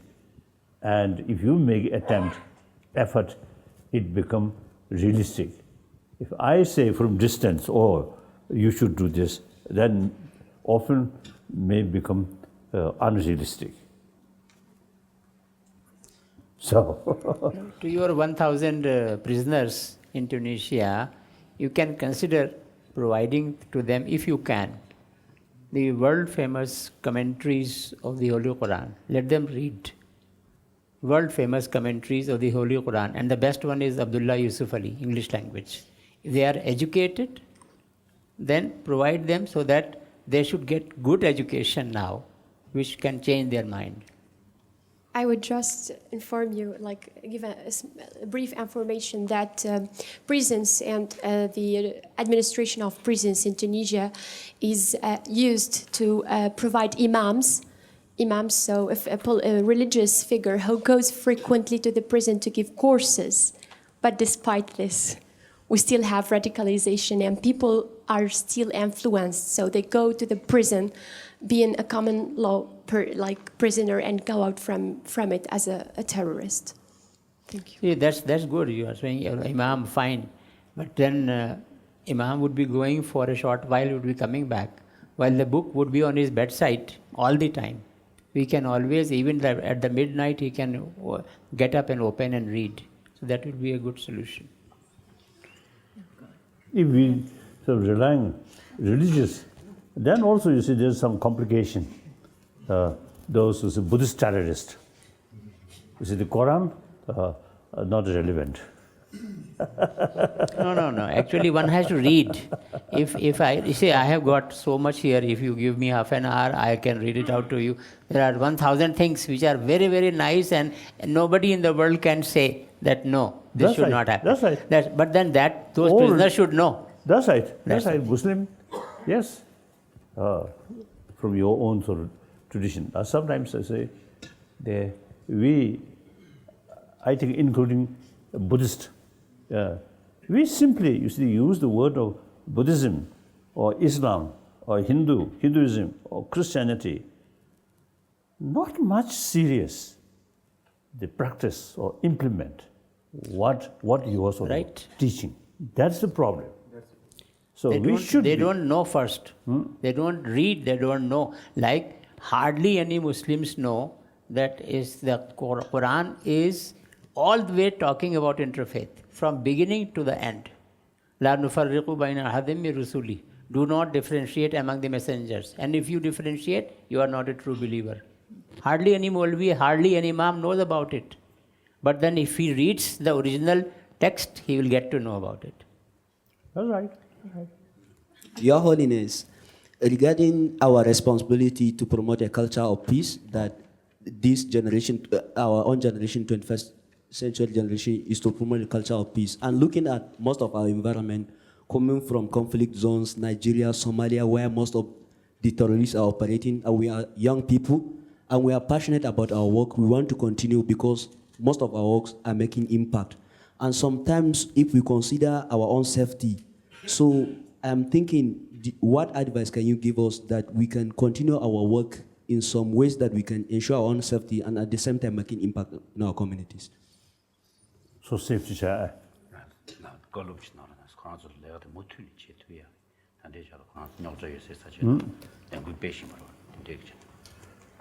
I think I already mentioned. I think this kind of work, and I think regularly in different places. One time in Ladakh, I think at least 3-4 Muslim countries, some delegation. Among them, some ladies introduced as a teacher. Say, I express, oh, wonderful. Among you, some professor, lady professors. It's some Muslim area. It's a little bit, difficult. Education, because of some discrimination, isn't it? So I told them, it is wonderful. So among your delegation, your group, there's some female professors. They are wonderful. Now, you, as a Muslim brother, sister, it is your responsibility, you see, to organize some meetings in different Muslim countries and then change these sort of perceptions, some discrimination, male to female, these things must change, but the initiative must start from Muslim community, not from outside sort of advice or something. So I told them, you see, you should try to organize some meeting in some Muslim countries and, you see, talk these things. So similarly, no matter how small and no matter how difficult it is, that's the only way. We have to make effort. So then, your case, you may face some problems, but think, you see, rest of the world, rest of humanity, everybody want peace. I think most of the 7 billion human beings don't like killing, violence. So think that. So you are representing a majority of humanity. These are terrorists or so-called terrorists, these are minority. So you think, no matter how difficult it is, but keep your enthusiasm and make effort. And then you really feel impossible. Then take refuge in some other country. That also, I think, a mistake. I often see expressing the people or government, I think, should concentrate, bring peace in their original country, not just take refugee, more refugees. That also wonderful, more compassionate work, particularly German Chancellor, the lady, wonderful. But then, millions of refugees, not practical, difficult. So we have to think seriously how to bring peace in their own land and let them build peace, let them build their own country, more prosperity because of prosperous country. So the outside world, you see, have the responsibility, help them, give them money, give them instrument, education. And the final sort of responsibility is the people themselves, like that. So really, but no matter, you see, I myself also, you see, problem is huge, but I never sort of give up my hope and my determination, and based on truth, honest, truthful. I always telling, some Tibetan little bit sort of irritate my sort of view. Defeat Chinese, victory Tibetan is not right. Both should victory. Very true. So one side victory, one side defeat is old concept, outdated. Now we have to find mutually agreeable solution. So that's why I'm, since I think 1974, you see, we decided we are not seeking independence. We try to sort of seek or try to,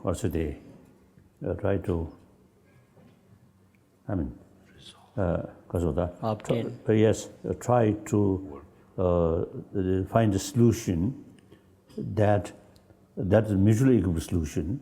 The Chinese constitution sort of already recognized Tibetan area. So Tibetan autonomy, Tibetan district autonomy, district autonomy, a county, like that. So according population, so this region, autonomy region, autonomy district, autonomy county, autonomy prefecture, like that. So all, you see, consider, recognize constitution itself, recognized as a Tibetan area. So we are trying to have all these Tibetan area should have some same sort of right to preserve our own language, our own culture, like that. So that's usually a good solution. Now that's the only way. One side victory, other side defeat. Unrealistic. Your Holiness, you have also spoken to the Myanmar government that against the violence that is being committed against Rohingyas. Soon after you see that problem, actually, I already mentioned, you see, when that violence take place, I was in Washington. Some media people asked me. Then I just expressed, it is very sad that those Buddhist, so-called Buddhist terrorists, these Buddhist brothers or sisters, you see, should imagine Buddha's face. If Buddha there, he definitely help or protect those Muslim brothers, sisters, no question. Very true. And then, after that, one occasion I met Aung San Suu Kyi as a Nobel laureate. Yeah. I think 3 times we met. I have the opportunity meeting with her, and I mentioned Burma, Buddhist country. So this kind of violence of action is really very bad for image of Buddhism and also image of Burma. So therefore, as a Nobel laureate, you should take some sort of initiative like that. Then she told me, things are very complicated, very difficult. So she kept completely silence. I don't know. I know, even now she's doing that. So difficult. So occasionally I told some Indian university group, like interfaith group, should go these troubled area and try to cool down their negative emotion. You'll be happy to know that in Delhi, we have created a facility and we are hosting large number of families of Rohingyas. They are living with us, we are teaching their children, we have got their children admitted in the schools. That's very good. They're taking That's very good. Very good. Yeah.